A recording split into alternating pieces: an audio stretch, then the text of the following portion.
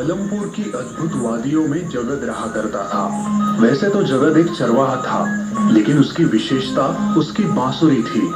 जब भी जगत अपनी बांसुरी बजाता, सारे गांव वाले हर्षित हो उठते। छोटे बच्चे उसके आसपास नाचा करते थे और उसके पशु उसकी धुन में डूब जाते थे। रोज सवेरे अपनी बांसुरी की धुन पर वो सभी भेड़ बकरियों को अपने साथ जंगल में चराने ले जाया करता था। उन सभी को वहां चरने छोड़ वो एक बड़े से पेड़ के नीचे आराम किया करता था और सांझ होते ही वो फिर से बांसुरी बजाने लगता, जिससे उसकी सारी भेड़ बकरियां उसके साथ चली आती। एक दिन की बात है। अरे ओ जगत, कल तुम्हारे मामा आने वाले हैं। उन्होंने तेरे ब्याह के लिए एक लड़की ढूंढी है। अब तेरी शादी होगी और मैं सास बनूंगी। क्या माँ तुम भी? माँ की बातें सुनकर जगत बहुत खुश था। वो बांसुरी बजाता अपनी भेड़ बकरियों को जंगल ले आया और वो नदी किनारे एक पत्थर पर बैठ गया। शादी के नाम से उसके मन में लड्डू फूट रहे थे। उसने एक मधुर बांसुरी की धुन छेड़ी। ये मधुर धुन तपस्या कर रहे एक ऋषि के कानों में पड़ी और बदमाश भीखू की भी।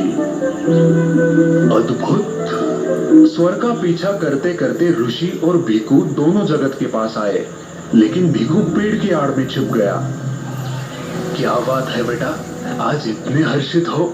तुम्हारे संगीत में तुम्हारी खुशी सुनाई दे रही है। प्रणाम महाराज, ठीक पहचाना आपने। आज मैं बहुत खुश हूँ। और तुम्हारी खुशी की वजह? मेरे मामा आ रहे हैं मेरे ब्याह के लिए रिश्ता लेकर। अब जल्द ही मेरी शादी हो जाएगी। अरे वाह, ये तो बहुत अच्छी बात है। इसीलिए तो मैं खुश हूँ। तुम्हारी शादी का तोहफा मैं तुम्हें अभी दे देता हूँ।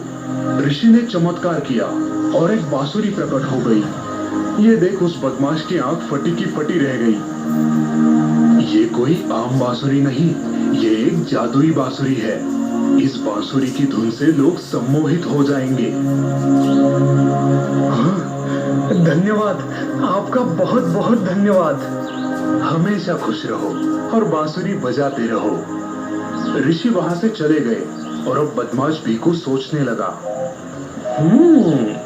क्या हो अगर ये बांसुरी मुझे मिल जाए? मैं लोगों को सम्मोहित करके उनका सारा माल लूट लूंगा। अब तो ये बांसुरी चुरानी ही पड़ेगी। जगत वही नदी किनारे एक पेड़ के नीचे आराम कर रहा था और उसने अपनी दोनों बांसुरी अपनी जेब में डाल दी। अब जैसे ही ये सो जाएगा, मैं वो जादुई बांसुरी उठा लूंगा। कुछ देर बाद जगत की आंख लग गई। यही सही मौका है। भीखू दबे पांव जगत के पास आया, लेकिन जैसे ही वो उस जादुई बांसुरी को हाथ लगाने वाला था, जगत की एक भेड़ चिल्ला उठी और जगत उठ गया। भीखू पेड़ के पीछे छुप गया। अब भीखू पेड़ के पीछे छुपकर राह देखने लगा कि कब वो जादुई बांसुरी उसके हाथ में आए। शाम हुई और जगत उठा। उसने अपनी दोनों बांसुरियां वही पत्थर पर रख दी और पानी पीने नदी के पास चला गया। मौके का फायदा उठाकर भीखू ने जादुई बांसुरी चुरा ली। अरे वाह वाह! जादुई बांसुरी पाकर भीखू अपने आप को रोक नहीं पाया। इसे इस्तेमाल करके देखता हूँ। जैसे ही भीखू ने बांसुरी बजाना शुरू किया, उस बांसुरी से मधुर संगीत की बजाय तीव्र आवाजें निकलने लगी, जिससे भेड़ भड़क गए। सारी की सारी भेड़ भीखू की तरफ दौड़ने लगी और उन सभी ने भीखू पे आक्रमण कर दिया। भीखू का बुरा हाल हुआ और आखिरकार वो जादुई बांसुरी जगत के पास ही आ गई।